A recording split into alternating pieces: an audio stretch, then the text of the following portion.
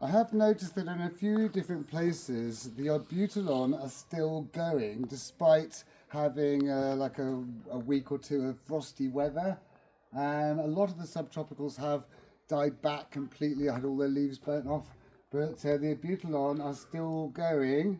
It's a little bit affected by the frost here. They do like the shelter of this wall here. That sort of helps a lot. These plants come from, there's loads of different types of them. They come from all around the tropical area and the subtropical area. They tend to be quite floppy shrubs. They can get 15 feet or so, something like that. And they have these little kind of bell-shaped flowers which look like half-opened hibiscus flowers. And the leaves look very hibiscusy as well.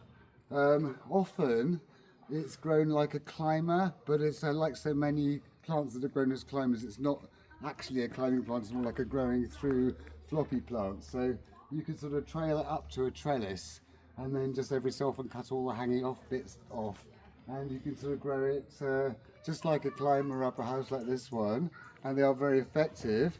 You can eat the flowers and they are quite nice, but I better not eat any of these because they're not mine. But yeah, nice to see that they've stood up to the frost, at least the early frosts, and they're still going. When the big frosts come later in the year, it will all just die back and then sprout again next year. But still going now. If the weather remains mild, it could just carry on all through the winter if we don't have any really cold weather. But you see there's loads of buds still coming because they grow in places where you don't get cold winters, so they just flower all the time, you know.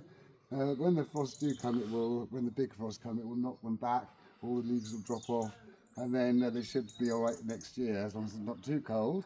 But for now, they've got no sign of stopping, and let's carry on with these really unusual little lantern-shaped flowers for quite some time.